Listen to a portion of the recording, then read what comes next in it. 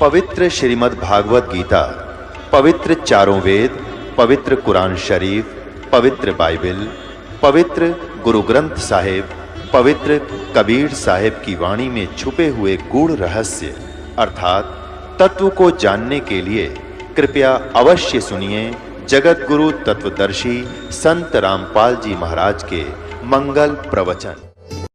सौम्य उपनिषद में कथित महान अस्त्र रूप धनुष लेकर उस पर उपासना द्वारा तीक्ष्ण किया हुआ बाण संधान करो और फिर भावानुगत चित्त से के द्वारा उस बाण को खींचकर उस अक्षर रूप ब्रह्म को ही लक्ष्य बनाकर वेधन करो। परवण ओम धनुष है, जीवात्मा बाण है और ब्रह्म को उसका लक्ष्य कहा जाता है। सिद्ध स्पष्ट कर दिया। ब्रह्म तो पूज्य है दुर्गा जी के वचन अनुसार, और ओम उसका मंत्र है, जीवात्मा उसका जाप करे। उस एकमात्र परमात्मा ही को जानो यानी ब्रह्म को, दूसरी बातें छोड़ दें, सब बातों को छोड़ दे यानी किसी की पूजा नहीं करे, मेरी भी नहीं करे और देवताओं की भी नहीं करे, ब्रह्मा विष्णु महेश की भी नहीं करे। संसार समुद्र से पार होकर अमृत स्वरूप परमात्मा को प्राप्त करने का यही सुलभ साधन है। जिस प्रकार इस आत्मा का ओम के जप के साथ ध्यान करो, इससे अज्ञान में अंधकार से सर्वथा परे और संसार समुद्र से उस पार जो ब्रह्म है उसको पा जाओगे, तुम्हारा कल्याण हो। और वो कहाँ रहता है, स्थान भी बता दिया उसका। वह यह सबका आत्मा ब्रह्म लोक रूप दिव्य आकाश में स्थित है, वहां एक देशी है। अब ये देवी के ज्ञान का ओढ़ आ गया, वो निवानु का है कि वो ब्रह्मलोक में रहता है और उसके अतिरिक्त किसी की भी साधना पूजा मत करो, सब छोड़ दो। गीता जी अध्याय नंबर 8 के श्लोक नंबर 16 में लिखा है, गीता ज्ञानदाता ये ब्रह्म कह रहा है कि मेरी पूजा से पूर्ण मोक्ष नहीं है। गीता जी अध्याय नंबर 4 के श्लोक 5 में और 9 में कहा कि अर्जुन तेरे और मेरे बहुत जन्म हो चुके, तू नहीं जानता मैं जानता। तो इसलिए गीता ज्ञान दाता का उपासक ब्रह्म का साधक भी अमर नहीं है,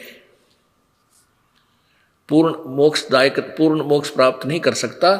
इसलिए 8वें अध्याय के 16वें श्लोक में कहा है कि ब्रह्मलोक तक सभी पुनर्वर्ती में है, सब नाश में आते हैं, ब्रह्मलोक में गए प्राणी भी वापस जन्म मृत्यु में आएंगे।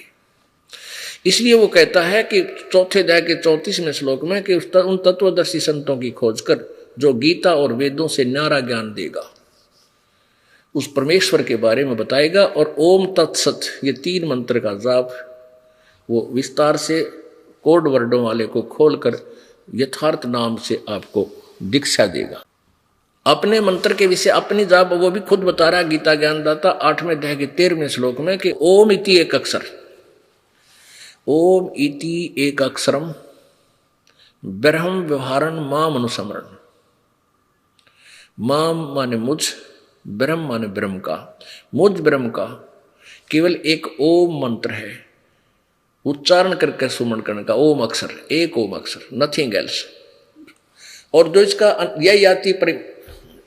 यह प्रयाति तजन देहम से याति परमाम गतिम, जो अंतिम सांस तक शरीर छोड़ने तक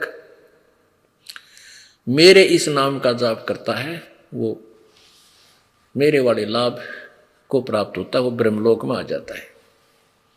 गीता जी अध्याय नंबर 8 के श्लोक नंबर 5 और 7 में गीता ज्ञानदाता कहता है मेरी भक्ति करनी है तो मेरा जाप कर, मुझे ही प्राप्त होगा, डोंट वरी, युद्ध भी कर। और उसका प्राप्त प्राणी कहां जाएगा, ब्रह्मलोक में। और ब्रह्मलोक 8वें अध्याय के 16वें श्लोक में स्पष्ट कर दिया है कि वहां तक गए हुए प्राणी भी फिर जन्म मृत्यु में आते। गीता जी अध्याय नंबर 8 के श्लोक नंबर 1 में कहा है कि वो परम अक्षर ब्रह्म है। अर्जुन ने पूछा था 8वें अध्याय के प्रथम मंत्र में कि हे भगवान, आपने जो 7वें अध्याय के 29वें श्लोक में तत्ब्रह्म के बारे में जानकारी दी है कि उस तत्ब्रह्म को, उस परमात्मा को, उस ब्रह्म को जानकर, सारे अध्यात्म ज्ञान को समझकर उसके बाद तो जीवात्मा जन्म और जरा और मरण से छूटने का ही प्रयत्न करता है। तो वो किम तत्ब्रह्म 8वें अध्याय के प्रथम श्लोक में पूछा, वो तत्ब्रह्म क्या है। तीसरे मंत्र में 8वें अध्याय के में गीता ज्ञानदाता ब्रह्म ने कहा वो परम अक्षर ब्रह्म है, जो ब्रह्म से भी ऊपर परम अक्षर यानी परम श्रेष्ठ अविनाशी परमात्मा उत्तम पुरुष है, तू अन्य है। उसके विषय में 8वें अध्याय के 8, 9, 10 में कहा है कि उसकी भक्ति करता है जो तत्वदर्शी संत के बताए अनुसार उन 3 मंत्र के जाप से ओम तत्सत, ओम ब्रह्म का जाप, तत् ये सांकेतिक है, ये परब्रह्म का जाप, और सत ये सार नाम है, ये पूर्ण ब्रह्म का नाम कबीर जी का, कबीर परमेश्वर का मंत्र है उसके पास जाने का। तो इन 3 मंत्रों के जाप से जो जाप पूर्ण संत की शरण में जाकर के तत्वदर्शी संत से उपदेश लेकर के साधना करता है, वो उसके शरण में उसको प्राप्त होता है भक्ति की साधना से, भक्ति के बल से, यानी भक्ति की कमाई से। अध्याय नंबर 15 के श्लोक नंबर 1 से 4 में तत्वदर्शी संत की पहचान बताई है कि उल्टे लटके हुए संसार रूपी वृक्ष को जो बताएगा कि जड़ कौन है, तना कौन है, इसकी शाखा क्या है और पत्ता क्या है। तो परमेश्वर कबीर जी ने आकर स्वयं बताई थी अपनी महिमा, आप ही पूरे ब्रह्मंडों की रचना, कि अक्षर पुरुष एक पेड़ है, निरंजन वा की डार, और तीनों देवा शाखा है, ये पात रूप संसार, ये परमात्मा। अब कुर्बान है कबीर परमेश्वर जी के ज्ञान पर, उस मालिक ने आकर ये खोल दिया सारा इतिहास, ना तो ये एक जटिल समस्या बनी हुई थी। भगत समाज भटक रहा था, युगों युगों से भ्रम रहा था, ये काल कुछ नहीं दे रहा था, रास्ता ही नहीं बता रहा था। ये देखिएगा चित्र परमेश्वर कबीर जी द्वारा दिए गए उस 15वें अध्याय के प्रथम श्लोक का विवरण, ये देखिएगा। ये एक वृक्ष है, ऊर्ध्व मूलम अधः शाखम। ऊर्ध्व माने ऊपर को, अधः माने नीचे को, ऊपर को जड़ वाला, नीचे को शाखा वाला, ऊपर को जड़ वाला, नीचे को शाखा वाला, ये उल्टा लटका हुआ संसार रूपी वृक्ष है। ये देखिए श्रीमद् भगवत गीता, जयदयाल गोविंदका जी इसके अनुवादक हैं, गीता प्रेस गोरखपुर से ये प्रकाशित है। 15वां अध्याय 15वां अध्याय का प्रथम मंत्र में इसमें क्या कहा है, ऊर्ध्व मूलम अधः शाखम, अधः माने नीचे को, अश्वत्थम प्राहु अव्यम, छंदासी यस्य प्रणानी ये तम वेद स वेदवित।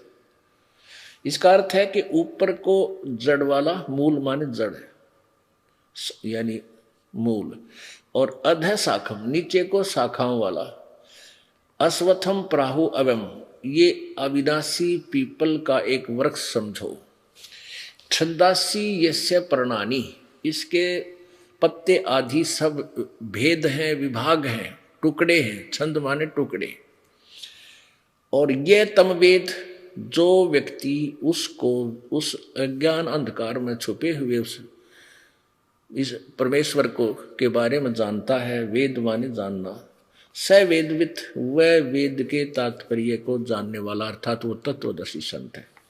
इन्हीं के शब्दों में, अनुवादक के शब्दों में, आदि पुरुष परमेश्वर रूप मूल वाले, यानी जड़ तो पूर्व आदि पुरुष परमेश्वर सच्चिदानंद घन ब्रह्म है संसार रूपी वृक्ष की। इन्होंने अधः शाखम यहां गलत अनुवाद किया है, अधः का अर्थ कर दिया ब्रह्मा रूप मुख्य शाखा वाले, नहीं, अधः माने नीचे को, क्योंकि ये अपरिचित थे, ये लोग ज्ञान नहीं था इनके पास। यहां देखिए इन्होंने दूसरे श्लोक में अनुवाद करते समय अधः माने नीचे किया है, अधः माने नीचे किया है, और ऊर्ध्व माने ऊपर। ये देखो, तो यहाँ अधः माने नीचे है, तो हम यहाँ क्यों ना अधः माने नीचे ही लिखें। ऊर्ध्व मूलम अधः शाखम, ऊपर को जड़ वाला और नीचे को शाखा वाला, ये अविनाशी ये पीपल का वृक्ष का है, और संसार रूपी पीपल के वृक्ष को अविनाशी कहते हैं। वेद इसके पत्ते कहे गए हैं। यह उस संसार वृक्ष को जो पुरुष मूल सहित तत्व से जानता है, जड़ से लेकर शाखाओं तक जानता है, वह वेद स वेदवित, तम यह वेद स वेदवित, जो तत्व से जानता है वह वेद के तात्पर्य को जानने वाला, अर्थात वो तत्वदर्शी संत है। अब क्या बता दिया परमात्मा ने, अब खुद परमेश्वर ने ही आकर के तत्वदर्शी संत की भूमिका की। क्या बताते हैं, ऊर्ध्व मूलम अधः शाखम। परमात्मा उसके बारे में सिंपल लैंग्वेज में बताया था। अक्षर पुरुष एक पेड़ है, यानी विभाग सहित बताया था प्रभु ने, कबीर जी ने। अक्षर पुरुष एक पेड़ है, निरंजन वाकी डार, और तीनों देवा शाखा है, ये पात रूप संसार। ये देखिएगा, ये पूरा एक संसार रूपी वृक्ष समझो। ये उल्टा लटका, ऊपर को जड़ नीचे को शाखा वाला उल्टा लटका संसार रूपी वृक्ष का चित्र। अब यहां देखिए, जो जमीन से बाहर नजर आता है उसको पेड़ बोलते हैं। जमीन से बाहर तुरंत जो तना है उसको समझो अक्षर पुरुष अर्थात परब्रह्म, और उससे एक मोटी डार निकलती है, इसको समझो क्षर पुरुष या क्षर पुरुष, जो ब्रह्म ज्योति निरंजन। और ब्रह्म के तीन पुत्र हैं, यानी इस डार, मोटी डार के फिर तीन शाखाएं हैं, रजगुण ब्रह्मा जी, सतगुण विष्णु जी, तमगुण शिव जी, और हम यहां पात रूप संसार। और ये मूल कौन है, ये पूर्ण परमात्मा परम अक्षर ब्रह्म कबीर जी। ये परम अक्षर ब्रह्म है, सच्चिदानंद घन परमात्मा है, आदि पुरुष परमेश्वर है।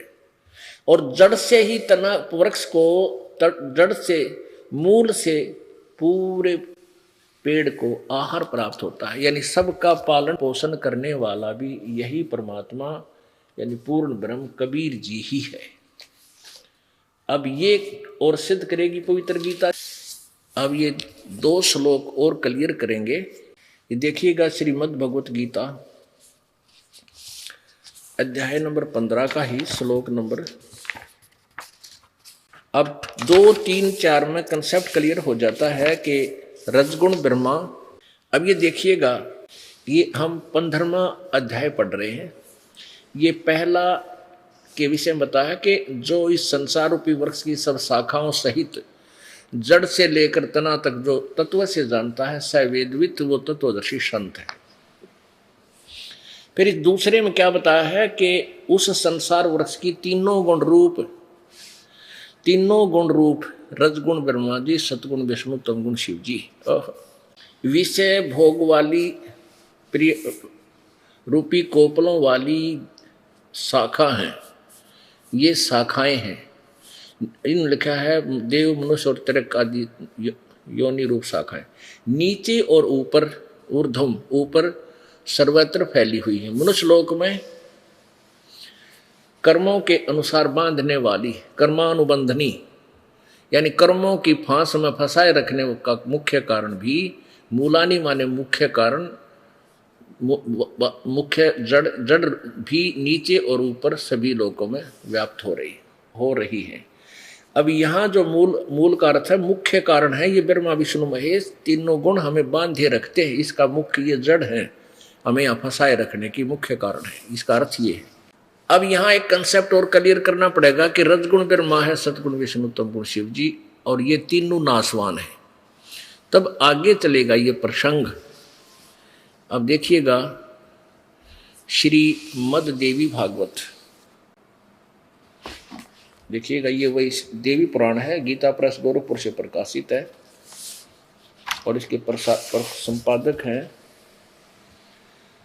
हनुमान प्रसाद पोदार चमनलाल गोस्वामी, और ये गीता प्रेस गोरखपुर से प्रकाशित है।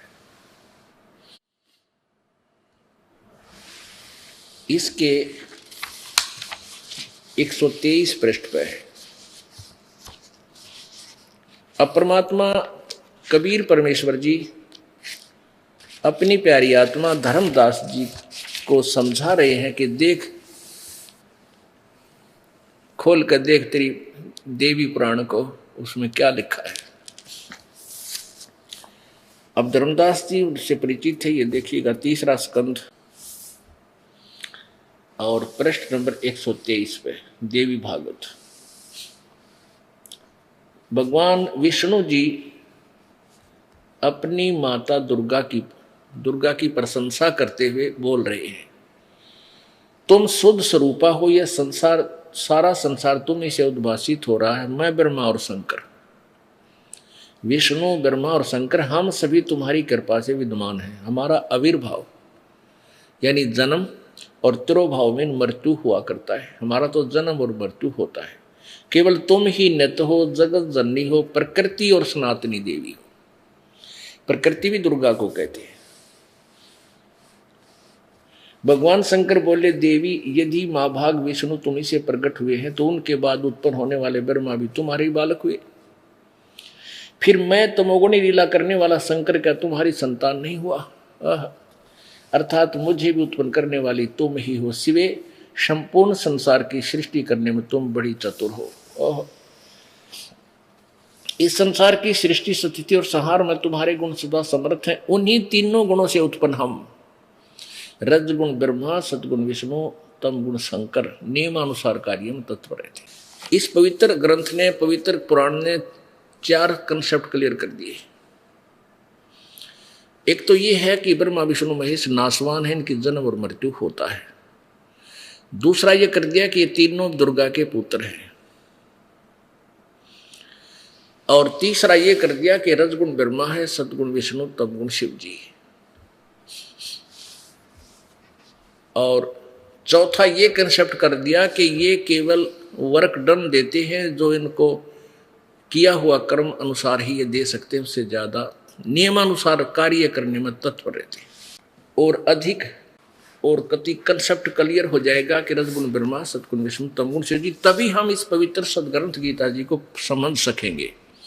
क्योंकि गीता जी चारों वेदों का सारांश है, तो इसमें कोड वर्ड ज्यादा है, सांकेतिक शब्द बहुत है, तो उनको तत्वदर्शी संत ही बताएगा। ये कति क्लियर कर रखा है गीता जी कि वो वेदों और गीता के जानने वाला होगा जो इन कोड वर्डों को विस्तार से खोल देगा। ये देखिएगा श्रीमद् देवी भागवत। ये देवी यहाँ इसमें हिंदी और संस्कृत दोनों विद्यमान है। वहाँ अनुवादकर्ताओं ने कुछ थोड़ा बहुत अपनी मिलावट कर दिया, केवल हिंदी लिखी थी। अब दोनों देखना, श्रीमद् देवी भागवत हिंदी टीका सहित अथ देवी भागवतम सभाष्टीकम समातम, खेमरा श्री कृष्णदास प्रकाशन, बम्बई 4। इसके अध्याय नंबर 3 में ही, जैसे अभी हम सकंद 3 में, अभी तीसरा सकंद ही आपको सुना था देवी भागवत का हिंदी का, अब ये भी तीसरे सकंद में ही है। श्रीमद् देवी भागवते भाषा टीका युक्ते तृतीय सकंद प्रारंभते। यहाँ संस्कृत भी सही है, लिखा है सहित है। ये है प्रश्न नंबर 11 और प्रश्न नंबर 11 देवी भागवत तृतीय सकंद अध्याय 5 में। अब यहाँ देखिएगा, इसका 8वां श्लोक पढ़ेंगे। 7वां समाप्त हुआ, 8वां प्रारंभ होता है। हे मातर, यदि हमारे ऊपर सदा आप दयायुक्त हो तो हमको तमोगुण में किस प्रकार प्रदान किया? शंकर जी बोल रहे हैं। ब्रह्मा रजोगुण और हरि सतोगुण। तो यहाँ 7वां समाप्त हुआ। ये संस्कृत भी पढ़ेंगे क्योंकि ये लिपि जो है नागरी लिपि है, हम आसानी से पढ़ सकते हैं। यदि दया धर्मना न सदा अंबिके कथम अहम विहित है। मैं कैसे बना दिया तमोगुण? शंकर भगवान बोल रहे हैं। और कमल से उत्पन्न होने वाले ब्रह्मा जी को आपने रजोगुण रजोगुण क्यों बना दिया? और सुवित क्यों सतोगुण हरि? और विष्णु जी को आपने सतोगुण क्यों रच दिया? इससे सिद्ध हो गया रजगुण ब्रह्मा जी, सतगुण विष्णु, तमगुण शिव जी। ये स्पष्ट हो गया, कंसेप्ट क्लियर हुआ। तो अब हम इस पवित्र गीता जी को समझ सकेंगे आसानी से। अब देखिए गीता जी, पवित्र गीता जी अध्याय नंबर 15 के श्लोक नंबर 2, 3 और 4 अब स्पष्ट होंगे। अध्याय नंबर 15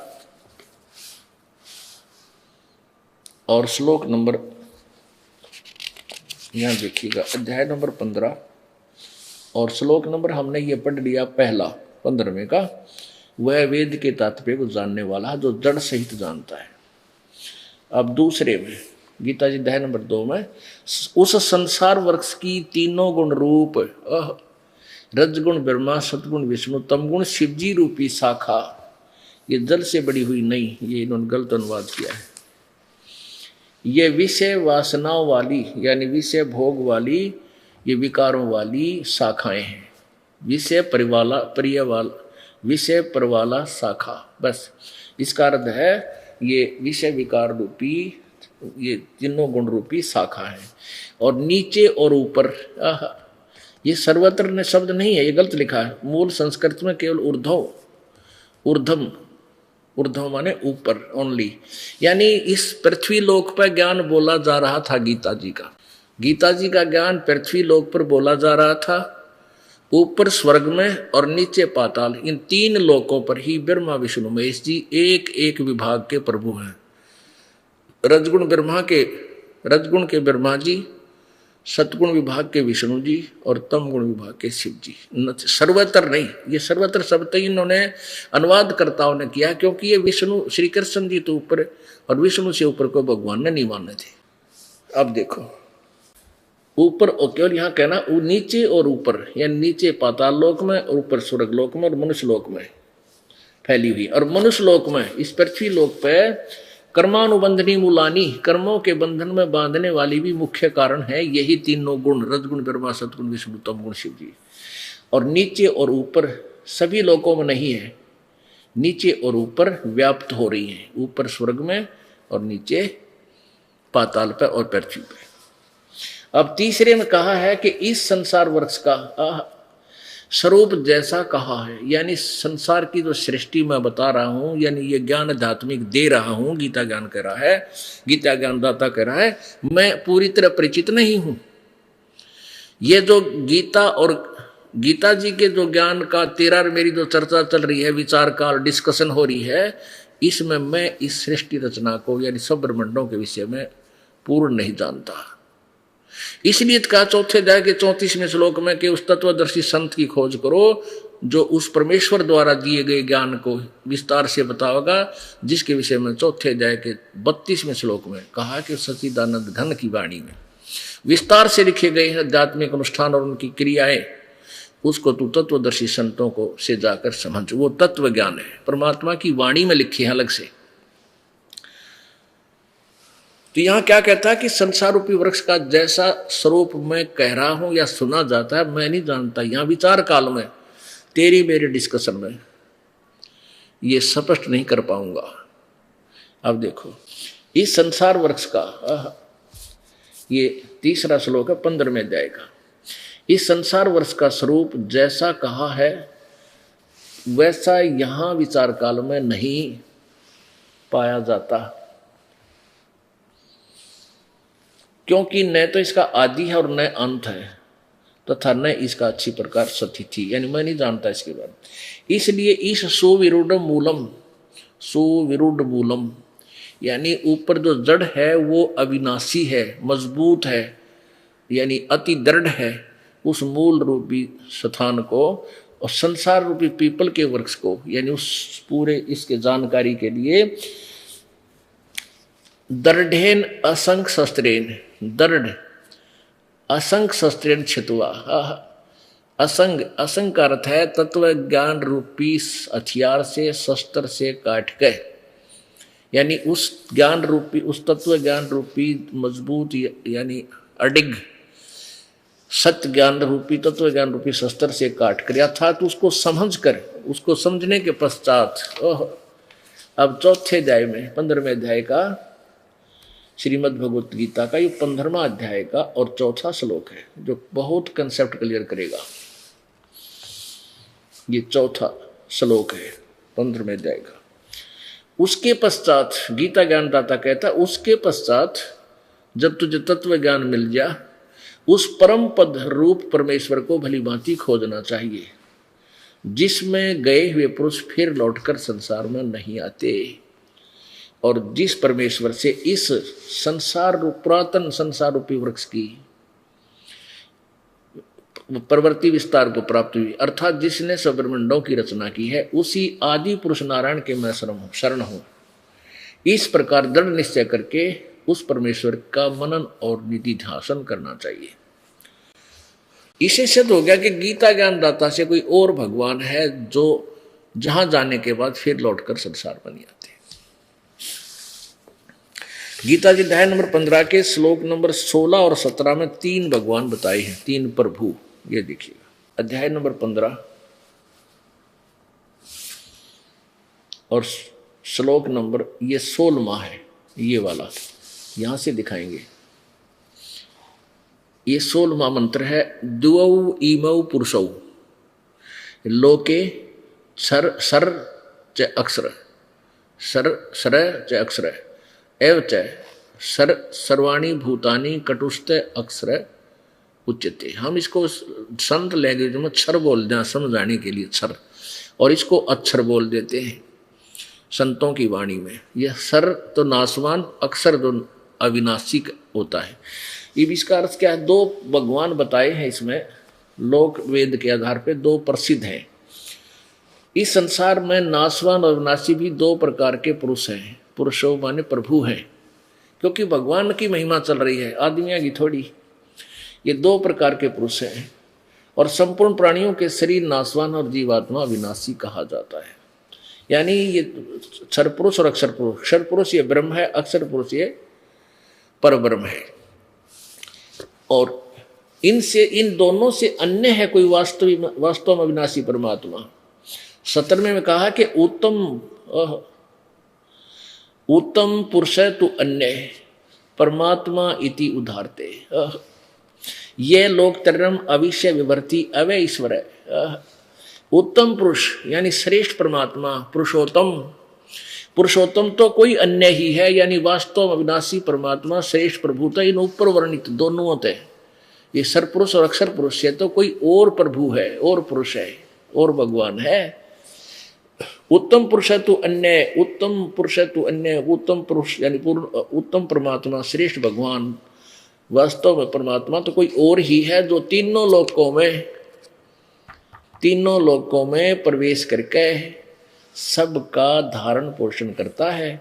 अविनाशी परमेश्वर परमात्मा इस प्रकार कहा गया है। अब कितना स्पष्ट कर दिया। अब ये कंसेप्ट फिर क्लियर हो गया कि जड़ से ही पूरे पौधे को आहार प्राप्त होता है। तो पूर्ण परमात्मा कबीर जी के सतलोक से ही सब ब्रह्मांडों में ये इनके पास इनको सबको शक्ति मिलती है। ये सभी साधना करते हैं। ये ज्योत स्वरूपी अलख निरंजन धरता ध्यान हमारा कबीर भगवान कहते हैं गोरखनाथ जी को कि तरह ये 21 ब्रह्मांड का भगवान भी मेरी भक्ति करता है। तब मैं इसको कुछ टुकड़ा डाल देता हूं भक्ति के बदले में, तब ये अपने ब्रह्मांड चला रहा है। अब जड़ से खुराक चली तना में। अब देखिएगा, अब पूर्ण परमात्मा से ये तीनों लोकों में प्रवेश करके सबका धारण पोषण यही परमेश्वर करता है। कबीर जी ये पूर्ण ब्रह्म कबीर साहेब। जड़ से खुराक यानी आहार आई तना में, तना से गई इस ज्योति क्षर पुरुष में, अक्षर पुरुष में, परब्रह्म में, और फिर सर पुरुष में, डार में, ब्रह्म में, काल में, और फिर इन तीनों देवता ब्रह्मा विष्णु महेश में, और इनके माध्यम से फिर आगे पात रूप संसार इनको जो प्राप्ति होगी, हमारे को जो प्राप्ति होगी वो ब्रह्मा विष्णु महेश के द्वारा ही मिलेगा अपने को। अब जैसे ये अनजान संत जो हिंदू धर्म के प्रवर्तक बने, हिंदू धर्म के जो मार्गदर्शक बने बैठे हैं, वो कहते हैं रामपाल तो निंदा करता है देवी देवताओं की। अन्यों ना बेरा रामपाल तो ज्यों की तो बतावा है जैसा देवी देवताओं के बारे में उनकी जीवनी में लिखा है। ये देखिएगा,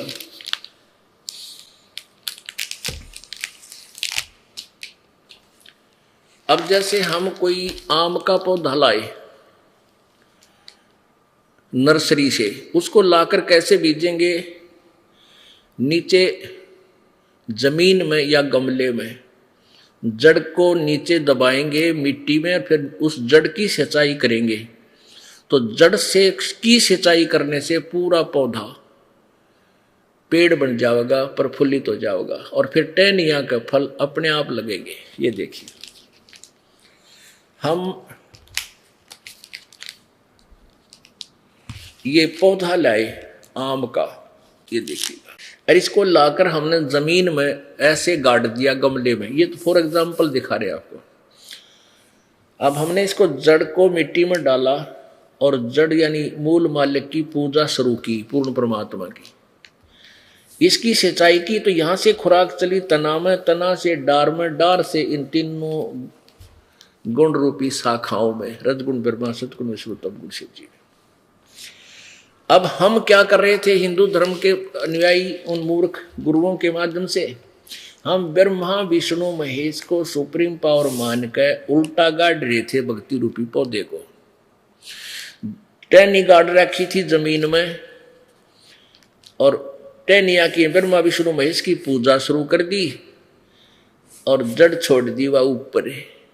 तो हमारा भक्ति रूपी पौधा कभी सफल नहीं हो सकता। ये शास्त्र विधि को त्याग कर ये मनमाना आचरण है। गीता जी अध्याय नंबर 16 के श्लोक नंबर 23 में लिखा है, जो शास्त्र विधि को त्याग कर, शास्त्र विधि ये है पूर्ण परमात्मा की भक्ति करो। यहां से आपके संस्कार बनेंगे तना में, तना से डार में, डार से तीनों टहनियों में, फिर आपको प्राप्त होंगे, टहनियां का फल लगेंगे। अब परमात्मा क्या कहा करते थे कि एक साध्य सब सद है, कबीर जी कह रहे हैं, एक साध्य सब सद है और सब साध्य सब जावे, माली सिंचे मूल कुहू, फले फुले गाए। एक साध्य सब सद है, यानी इस एक की साधना पूजा से ये सारा भक्ति रूपी पौधा हरा भरा हो गया और ये सब साधने से नष्ट हो जाएगा। तीनों टहनियों की पूजा करने से, ब्रह्मा विष्णु महेश की पूजा करने वाले मूर्ख होते हैं। दास नहीं कह रहा, नाराज ना हो, अभी लालटेन दिखाऊंगा। अब देखिए, अब यहां ऐसे कर, दास कह रहा है कि आप जी ऐसे किए हुए हो और परमेश्वर ने बताया कि आप इसको ऐसे कर लो, बस ये ब्रह्मा विष्णु महेश रूपी हमें टहनियां फल देंगी, क्योंकि हमारे संस्कार बनकर इन्हीं के पास आएंगे और ये ब्रह्मा विष्णु महेश ही हमें वर्क डन देंगे जैसा हमने कर्म किया है। अब लालटेन दिखाता हूं, पुण्यात्माओं दुख मत मानना कि ब्रह्मा विष्णु महेश की पूजा करने वाले मूर्ख होते हैं। दास नहीं कह रहा, पवित्र श्रीमद् भगवत गीता जी का अध्याय नंबर 7 कह रहा है। ये देखिएगा, ये श्रीमद् भगवत गीता जय दयाल गोविंद का जी इसके अनुवादक हैं और गीता प्रेस गोरखपुर से ये प्रकाशित है। अब हम इसके 7वां अध्याय आपको पढ़कर सुनाएंगे। अब ये कंसेप्ट क्लियर हो चुका है कि रजगुण ब्रह्मा है, सतगुण विष्णु, तमगुण शिव जी। अभी आपको देवी भागवत में स्पष्ट कर दिया था। अब यहां फिर वही प्रसंग आ गया। ये देखिएगा, अध्याय नंबर 7 का,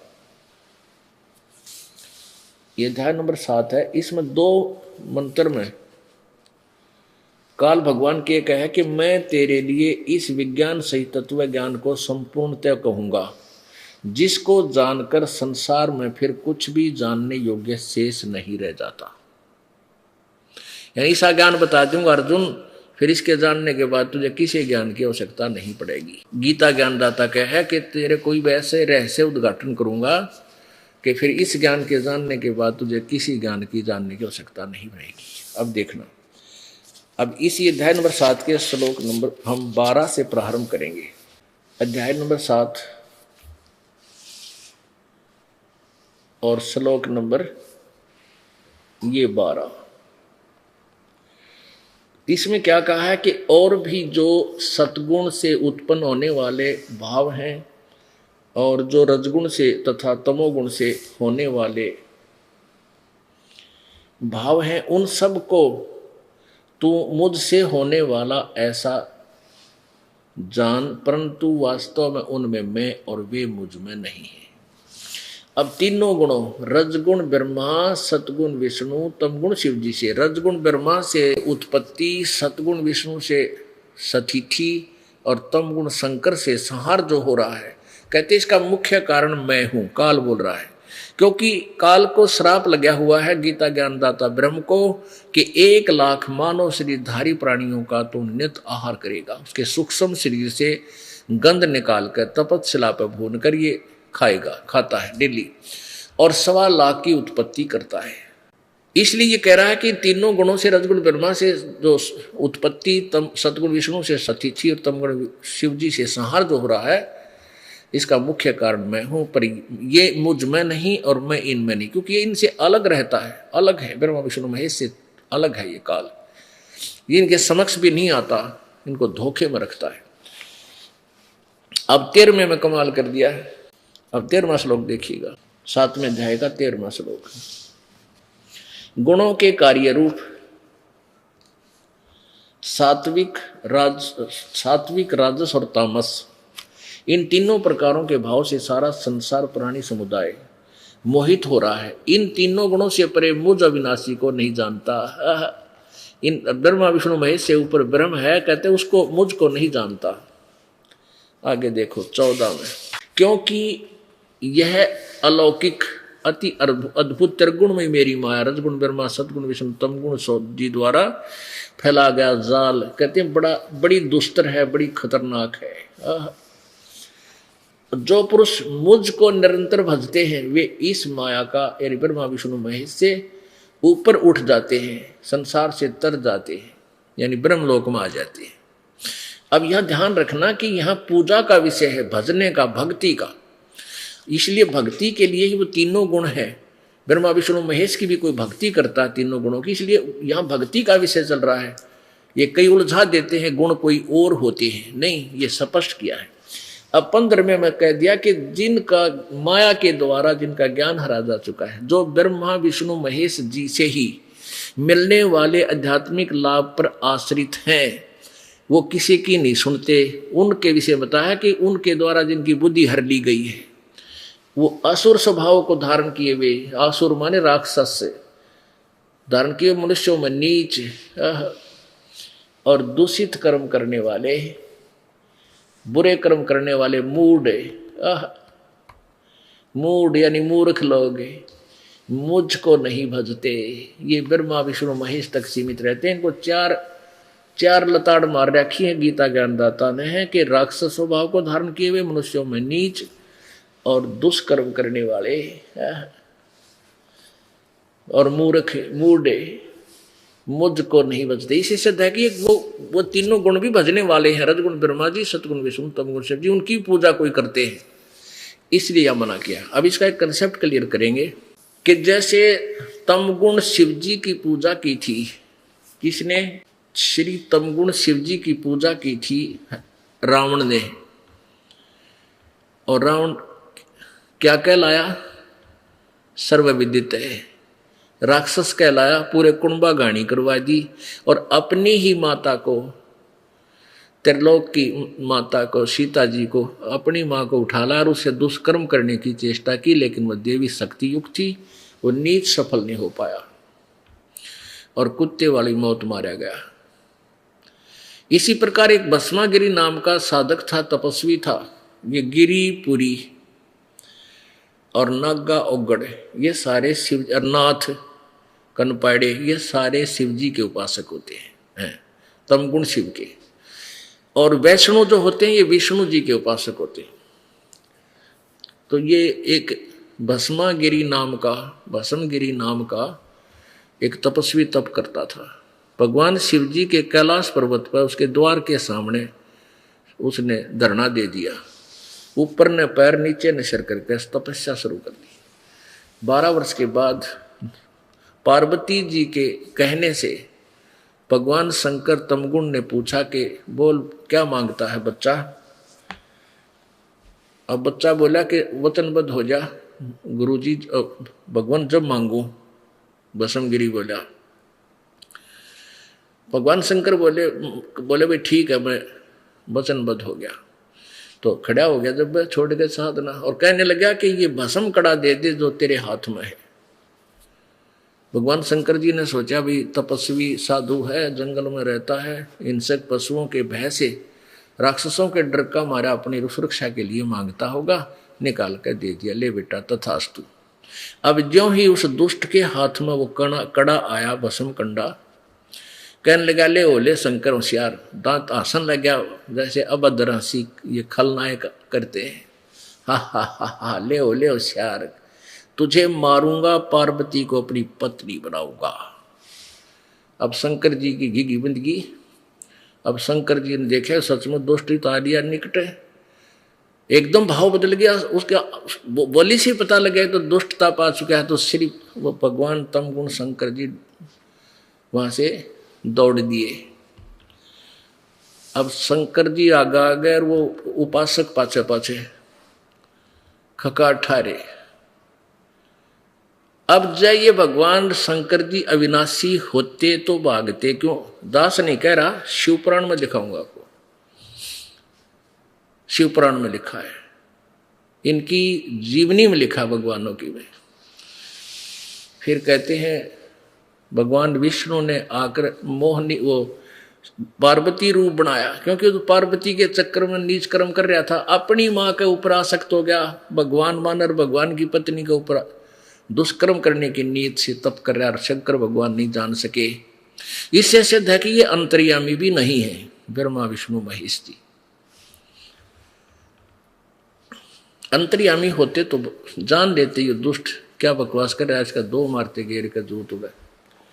तो इससे फिर भगवान विष्णु ने पार्वती रूप बनाया, वहां प्रकट हो गए, उसने दूर से दिख गए काल, उस भस्मागिरी ने वहीं डट गया, लाग गया ब्रेक। और पार्वती रूप में भगवान कहने लगा भाई आ जाओ, अब शंकर जी तो आ नहीं सकता तेरे पास, आप और हम दोनों ही रहेंगे।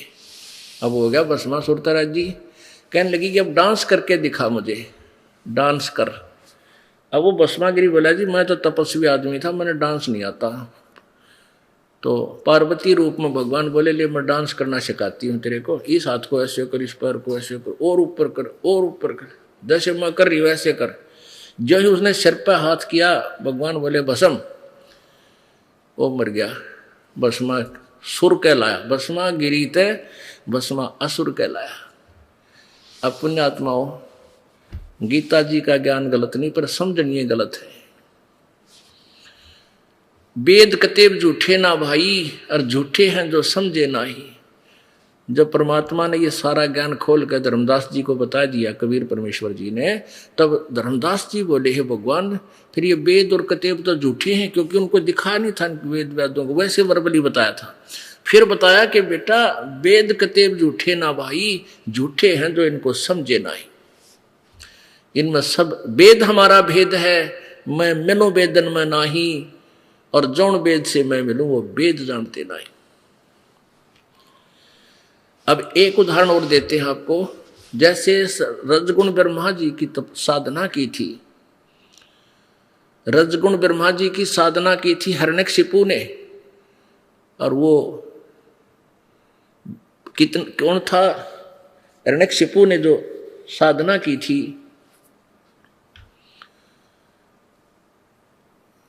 ब्रह्मा जी की, और के बना अपने पुत्र का शत्रु हो गया प्रहलाद का, और वो जुल्म किए, राक्षस कहलाया और कुत्ते वाली मौत में रहा।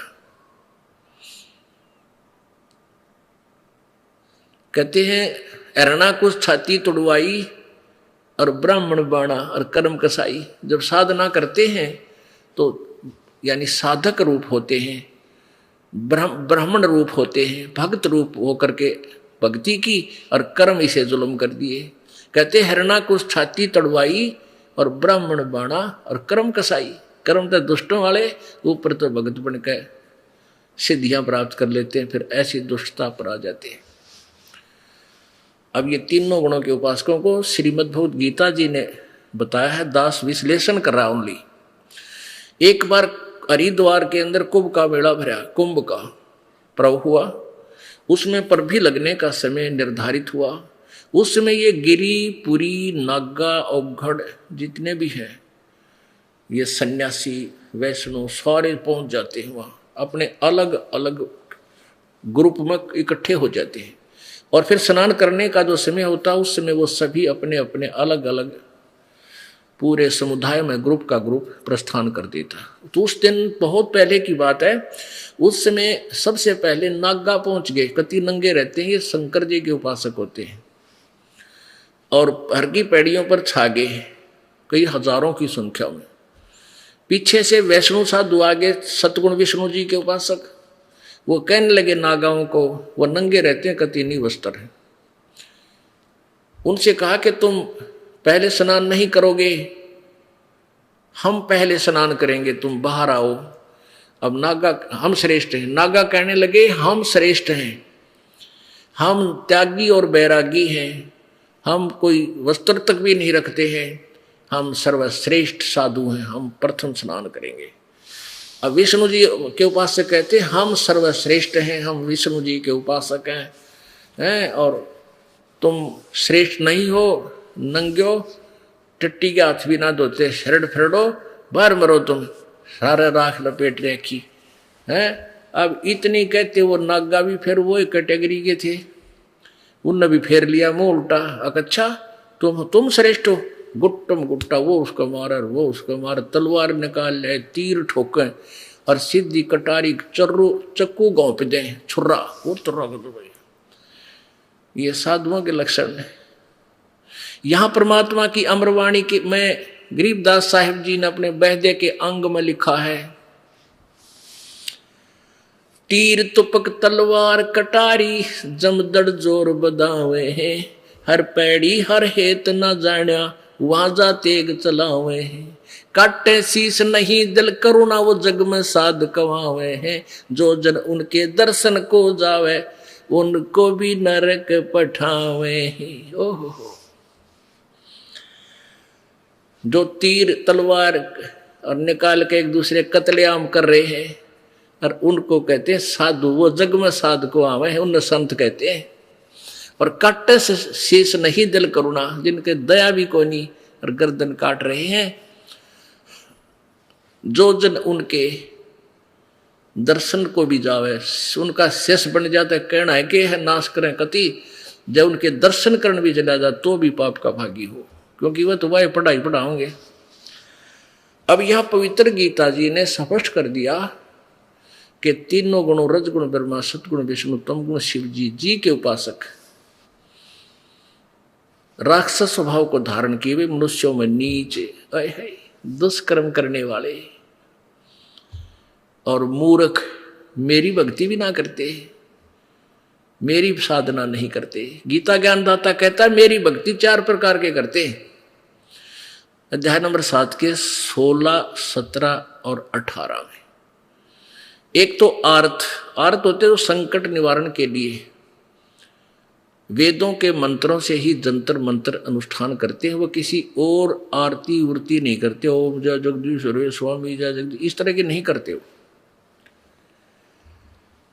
और दूसरे होते हैं अर्थार्थी, यानी धन लाभ प्राप्ति के लिए, वो भी वेदों के मंत्रों को से ही अपने अनुष्ठान करते हैं, वो भी व्यर्थ है क्योंकि वो अपने स्वार्थवश केवल उसमें उलझ पुलझ रहते हैं। और तीसरे बताए हैं जिज्ञासु वो होते हैं जो परमात्मा प्राप्ति के लिए घर से निकले, कोई भी साधु के विषय में जानकारी प्राप्त हुई, साधु सुना, उसके पास पहुंच गए और साधु के पास जो भी गोबर भरा था वो उस जिज्ञासु में ठोक दिया। अब 2 के पास गया, 3 के पास गया, 4 के पास गया, उन 4-5 संतों के असंतों से उनको संत मान के उसने उनसे जो ज्ञान सुना, जो भी कहीं का ईंट कहीं का रोड़ा, उसको फिर स्वयं वक्ता बन गया। अब वेदों का ज्ञान ना ब्रह्मा जी को, ना विष्णु जी को, ना शिव जी को, 3 उपासकों को कहां से होगा? ये सोचने की बात अभी आपने श्रीमद् देवी भागवत के प्रश्न नंबर 28-29 पर सुना और फिर 562-63 पर देवी ने खुद बताया कि उस ब्रह्म की साधना करो। ब्रह्मा विष्णु तो कहता मैं देवी से ऊपर कोई भगवान नहीं मानता, कोई देवता नहीं है, कोई प्रभु नहीं है। और दुर्गा कहती है ब्रह्म की साधना करो। देवी भागवत प्रश्न नंबर 562-63 में उसका ओम मंत्र है, और वो ब्रह्मलोक में रहता है। और ब्रह्म कह रहा है कि उसकी पूजा करो जो सर्वशक्तिमान सर्वेश्वर। गीता जी अध्याय नंबर 18 के श्लोक नंबर 62 में कहा कि अर्जुन तू सर्वभाव से उस परमेश्वर की शरण में जा, कोई अन्य है गीता ज्ञानदाता से, उसकी कृपा से तू परम शांति और शाश्वत स्थान यानी सतलोक को प्राप्त होगा।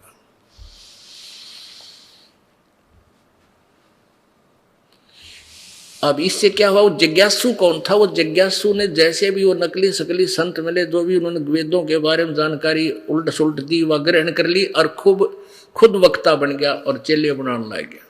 अब गीता ज्ञानदाता कहता वो भी मेरे लिए रिजेक्टेड है, वो अच्छा आदमी नहीं, वो भी अपने जीवन व्यर्थ कर रहा है। और चौथे पर है वो ज्ञानी आत्मा। ज्ञानी आत्मा कौन बताई? जिनको ये पता चला कि मनुष्य जीवन बार बार नहीं मिलता, इसका मूल उद्देश्य ही परमात्मा प्राप्ति है, नथिंग एल्स। और ये भी उनको वेदों में से ज्ञान हुआ कि एक पूर्ण परमात्मा की भक्ति करने से ही पूर्ण मोक्ष होगा, और किसी भी साधना से जीव का मोक्ष नहीं हो सकता। जैसे गीता जी में आपने पढ़ा, गीता ज्ञानदाता ब्रह्म भी कह रहा है मेरी भी जन्म मृत्यु होती है, तेरी भी होगी। मेरे की भक्ति करने वाला ब्रह्मलोक में जाएगा। फिर ब्रह्मलोक के विषय में लिखा 8वें अध्याय के 16वें श्लोक में गीता जी में, ब्रह्मलोक तक भी सारे फिर नाशवान है। इसलिए कहा कि अविनाशी तो उसको जान, दूसरे अध्याय के 17वें श्लोक में, जिसके मारने को कोई भी समर्थ नहीं है।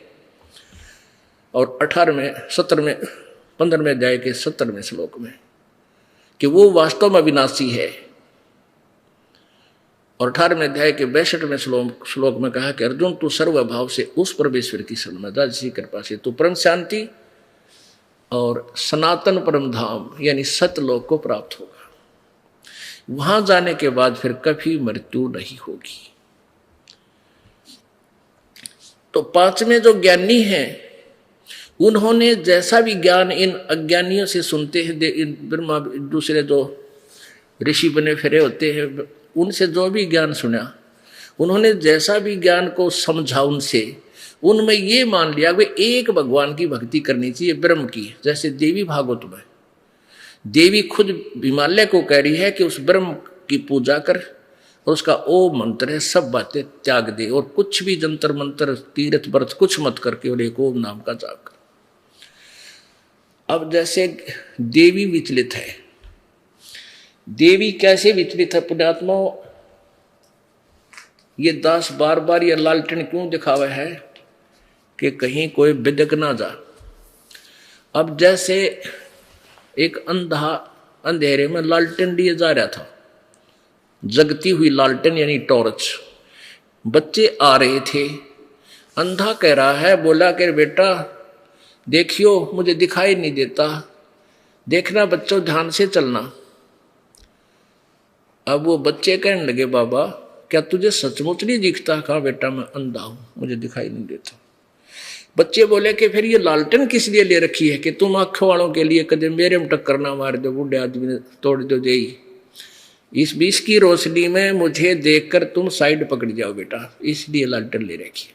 तो ये सदग्रंथ देवी भागवत पुराण, 18 पुराण, ये चारों वेद, पवित्र गीता जी, पवित्र कुरान, पवित्र ये सारे बाइबल, इसलिए ये लालटेन साथ रखे दास कि यह लालटेन दिखाई देता हो, देखियो भाई कदे नाराज हो जाओ और मेरे गिला है बैठो। ये फिर इसकी रोशनी में कोई नहीं बोलता, यूं कर लेते हैं बस। सचमुच यह बात तो सच्ची सारी, क्योंकि इन सदग्रंथों को हम सभी सत्य मानते हैं। इनके अंदर जो लिखा हमने कोई डाउट नहीं है, अरे इनमें भी डाउट है तो बाढ़ में जाओ भाई, तो नराय निकम्मा है। कहते जान बूझ साची तजर करे झूठते ने, ताकि संगत है प्रभु फिर सोपन में भी ना दे, परमेश्वर कबीर जी कहते। अब देवी भी विचलित है, वो सारे ऐसे ही विचलित थे। ये महिमा तो कह रही है तत्ब्रह्म की और नाम बता रही है ब्रह्म का। ये देखो, ये श्री देवी भागवत, श्रीमद देवी भागवत और गीता प्रेस गोरखपुर से प्रकाशित है। संपादक हनुमान प्रसाद पोदार चमनलाल गोस्वामी। ये वही है, ये वही है जो कि, तो क्योंकि ये बार बार दिखाना इसलिए आवश्यक हो गया कि कलयुग में आज किसी के पास समय को नहीं इतना कि शास्त्र खुद देख ले कि ठा गए। फिर ये दास ने ही ये दिखाना पड़ा और किसी को डाउट है तो वो अपना देख लेगा तुरंत और संतुष्टि हो जाएगी। अब देखना, अब यहाँ ये है 7वां स्कंद संक्षक देवी भागवत 562 पे। अब यहाँ पर देवी बता रही है, हिमालय को ज्ञान दे रही है। देवी द्वारा हिमालय को ज्ञान उपदेश, ब्रह्म स्वरूप का वर्णन, ब्रह्म के बारे में बता रही है। उस ब्रह्म का क्या स्वरूप है यह बतलाया जाता है। जो प्रकार देवी बोली, श्री देवी कहने लगी, उस ब्रह्म का क्या स्वरूप है यह बतलाया जाता है। जो प्रकाश रूप, सबके अत्यंत सपीम सतीत, हृदय रूप गुह्यान सतीत होने के कारण गुहाचर नाम से प्रसिद्ध महान पद यानी परम प्राप्य है। वह समस्त प्रजा के ज्ञान से परे है, अर्थात उसके विषय में कोई नहीं जानता, अर्थात किसी की बुद्धि में आने वाला नहीं है, यह तुम जानो। उस परम प्रकाश, जो परम प्रकाश रूप है, जो सूक्ष्म से अत्यंत सूक्ष्म है, जिसमें संपूर्ण लोक और उन लोकों में निवास करने वाले प्राणी स्थित हैं, वही यह अक्षर ब्रह्म है। ये अक्षर पुरुष के विषय में बता रही है। परब्रह्म, यहाँ परब्रह्म बोल रही है। वही सबके प्राण है, वही सबकी वाणी है और वही सबके मन है। यह परम सत्य और अमृत अविनाशी तत्व है। सौम्य, उस वेदने योग लक्ष्य का तुम वेदन करो, मन में लगाकर उसमें तन्मय हो जाओ। उपनिषदों में कथित महान अस्त्र धनुष लेकर उपासना द्वारा तीक्ष्ण किया हुआ बाण संधान करो और भावनागत चित्त के द्वारा उस बाण को खींचकर अक्षर रूप ब्रह्म को ही लक्ष्य बनाकर वेदन करो। अक्षर ब्रह्म, आगे देखो, और फिर ओम उसका मंत्र है, जीवात्मा बाण है। अब ब्रह्म को लक्ष्य मानो। यहाँ अक्षर ब्रह्म कह रही है, यहाँ ब्रह्म को ले छोड़ दिया।